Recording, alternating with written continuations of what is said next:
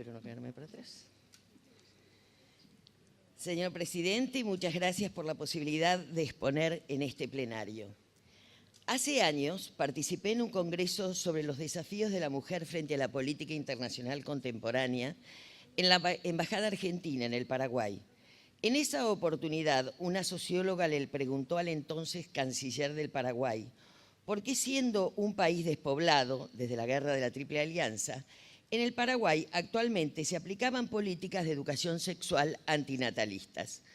A lo que el señor canciller respondió: es que Paraguay es un país pobre que necesita pedir créditos y cuando estos se piden a organismos internacionales hay una cláusula que lo exige.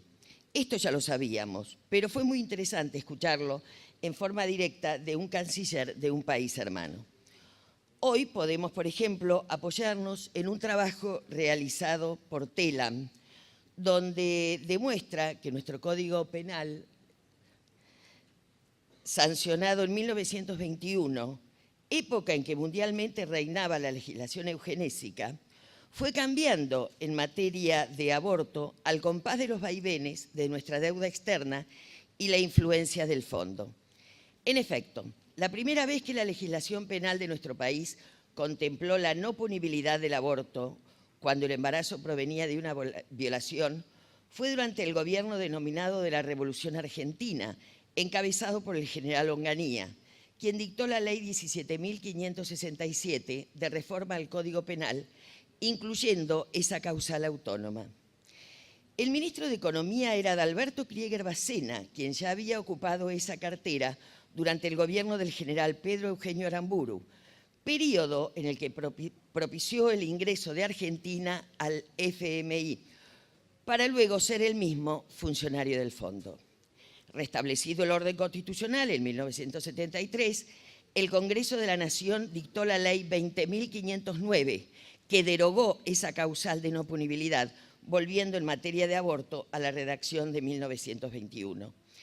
En 1976, durante el gobierno del proceso de reorganización nacional, se dictó la ley 21.338, que reincorporó la causal de no punibilidad del aborto para los casos en que el embarazo se hubiera causado en una violación, para el elenco de los mal llamados abortos no punibles.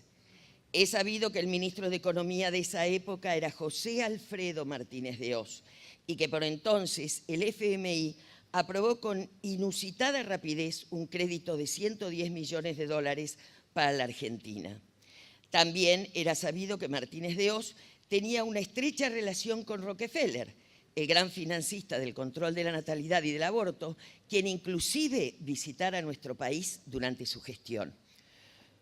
Nuevamente, con el retorno al orden constitucional en 1983, este Congreso de la Nación dictó la ley 23.077, que si bien dejó vigente algunas normas penales dictadas por el gobierno militar, volvió a derogar el supuesto de violación como causal autónoma de no punibilidad del aborto. Dicho sea de paso, este es uno de los motivos por el que no corresponde tener en cuenta lo resuelto por la Corte en el fallo FAL, ya que además de contradecir otros pronunciamientos del mismo tribunal que dicen todo lo contrario, siguen los lineamientos de los periodos militares mencionados, desconociendo que los mismos fueron expresamente dejados sin efecto en 2 oportunidades por este Congreso de la Nación al inicio de sendos periodos democráticos. Volviendo al hilo de lo que veníamos diciendo, no podemos dejar de observar que ahora, en democracia, coincidiendo con la visita del más alta funcionaria del Banco Mundial y en una coyuntura económica desfavorable de la que se quiere salir, recurriendo otra vez al fondo, se pretende legislar sobre el aborto en términos que parecen dictados por los poderosos. Parece que no hemos aprendido nada, pues repitiendo la búsqueda de las mismas soluciones, reiteramos los mismos errores. Podríamos ser más creativos, por ejemplo, Gary Becker, a quien he tenido el gusto de conocer en 1995, Premio Nobel de Economía en 1992, a raíz de su teoría económica de cuánto puede ahorrar un Estado apoyando a la familia, decía: nosotros debemos tratar de entender las relaciones que hay dentro de la familia. Dentro de ella hay relaciones entre maridos, esposas, padres, hijos, abuelos, que se parecen a aquellas que existen en una fábrica. Ellas interactúan de muchas maneras, resuelven muchos problemas económicos. La crianza de los niños es un problema económico, por ejemplo. Por otro lado, los padres cuidan a sus hijos, luego con el tiempo los niños los cuidarán a ellos cuando estén viejos o enfermos. Todas estas son partes importantes de nuestro mundo social. Así, la familia representa un rol social y económico muy importante. Fin de la cita. Gary Becker fue reconocido como el economista de la economía del sentido común. Es por ello que, como lo venimos haciendo desde el 2010, este año la Red Federal de Familias ha vuelto a presentar su proyecto, ahora bajo el número 324/18, de protección integral de los derechos humanos de la mujer embarazada y del niño por nacer. Felicitando a los más de 30 diputados que ya han firmado y solicitando a los diputados de bien que sumen sus firmas a dicho proyecto. Está claro que dicho proyecto a corto plazo resultará más económico para el país que la inversión que ahora que tendrán de desembolsar en drogas abortivas.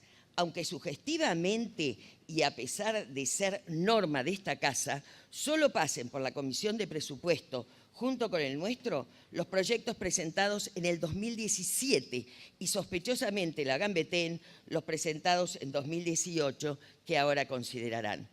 Y asimismo, a largo plazo, señor presidente, los gastos que significarán los tratamientos de las mujeres que han padecido un aborto, como muy bien fue expresado aquí en diversas ponencias, a no ser que dichas mujeres queden abandonadas a su suerte por el Estado. Ya los académicos, máxima autoridad científica en el país, se han expedido, los de medicina sobre el comienzo de la vida desde el momento de la concepción y los de derecho sobre la anticonstitucional de los proyectos de despenalizar o legislar sobre el aborto. Ambas posturas científicas y no opiniones ideológicas o políticas. Es por ello que mi planteo lo baso en economía familiar, tan mencionada en los discursos y olvidada en la práctica legislativa.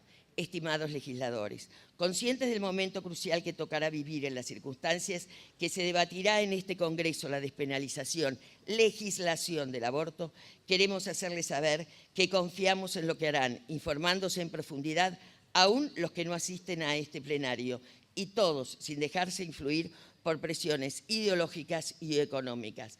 Porque ante la pregunta ¿cuánto cuesta un aborto? La respuesta es la vida de un ser humano inocente e indefenso.